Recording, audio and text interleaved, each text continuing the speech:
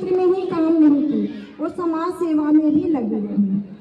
वो विधवा पुनर्विवाह, अशिक्षितों के लिए शिक्षा, कई सारे केंद्र खोले। उस समय के दौर में जो विधवाएं होती थी उनको बहुत सारे कष्टों को सामना करना पड़ता था और साथ में उनके साथ यौन शोषण होता था।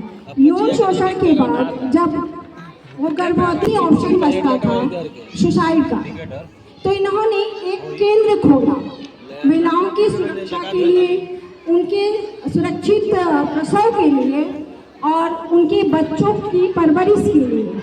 उसके बाद बाल शिशु हत्या प्रथा, तो उसको भी बंद करने के लिए वो क्या किए कि बाल सुरक्षा पेम्पलेट पर वो लिख कर घर के दरवाजे पर ले जाकर चिपका देती थी कि जिसको अगर लगता है कि मैं अपने बच्चे की परवरिश नहीं कर सकती हूँ या अच्छे से प्रसव नहीं कर सकती या समाज को कुरीतियों के सामना नहीं कर सकती, तो वो मेरे घर आए और अपने बच्चे को रखें।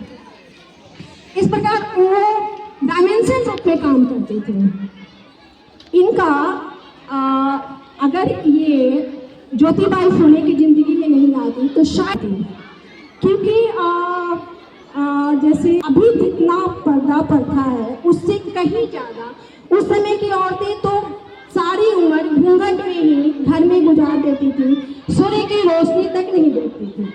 अभी भी हम देखते हैं, हम तो सासाराम में आज भी देखते हैं कि कितनी बहुएं घूंघट करके निकल रही हैं, सिर पर आंचल लेकर निकल रही हैं। तो पर्दा प्रथा तो खैर खत्म हुआ है, लेकिन पूरी तरह से खत्म नहीं हुआ है। मैं गांव गई थी तो देखती थी कि महिलाएं बाहर भी निकल रही हैं तो पूरा सा घूंघट करके निकल रही हैं, लेकिन सावित्रीबाई इन सब अच्छा सावित्रीबाई और ज्योतिबाई फुले आदर्श है उन दंपतियों के लिए जो समाज के लिए कुछ करना चाहते हैं शिक्षा के क्षेत्र में।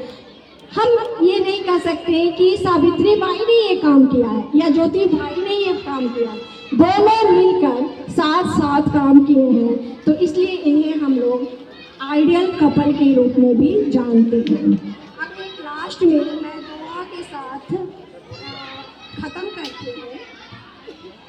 अच्छा, उनकी कुछ कविताएं भी हैं, मैं उन कविताओं को पढ़ना चाहूँगी। वो लिखती हैं, पाँव फटने से लेकर गोद होने तक, पाँव फटने से लेकर गोद होने तक महिला करती श्रम, पुरुष उसकी मेहनत पर जीता है मुफ्त खो, पक्षी और जानवर भी मिलकर करते काम, क्या इन निकम्मों को मनुष्य कहा जाता है। कितने पुरुष होते हैं जो महिलाओं के काम में हाथ बटाते हैं। आजकल तो ऐसा है कि महिला पुरुष दोनों बाहर काम करते हैं, पर महिला जब बाहर से काम करती आती है तो घर में भी काम करती है। पुरुष आराम से बैठे हैं या बाहर खेल रहे हैं, कूद रहे हैं, लोगों के साथ मिल रहे हैं, मूवी देख रहे हैं, मोबाइल देख रहे हैं, पर महिलाएं क्या है, खुद भी काम कर रही हैं, उनके बच्चों को संभाले, अच्छा उनकी भी सेवा कर रही हैं।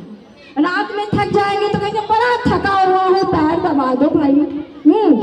तो ये इतना अच्छा लिखी है। अच्छा, वो एक और भी चीज़ लिखती है, जो करे ना जरा श्रम, जो करे ना जरा श्रम, ज्योतिष पर करे भरोसा, दिन रात फिरे नरक और स्वर्ग के चक्कर में, वैसा तो निठल्ला पशु भी न कोई, उसे भला कहे इंसान कोई कैसे।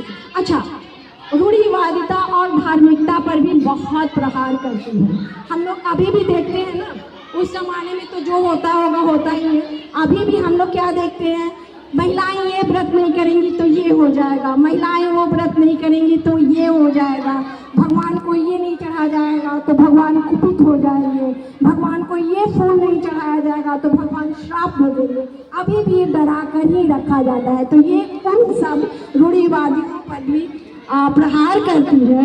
पत्थर को सिंदूर लगाकर जिसे बना दिया देवता, पत्थर को सिंदूर लगाकर जिसे बना दिया देवता, असल में वो पत्थर ही तो था। लास्ट में मैं लड़कियों से कहना चाहूँगी जो अभी पढ़ रही हैं, पढ़ो बढ़ो आगे बढ़ो, पढ़ो बढ़ो आगे बढ़ो, थी जो तेरी सीख मतलब सावित्रीबाई की थी जो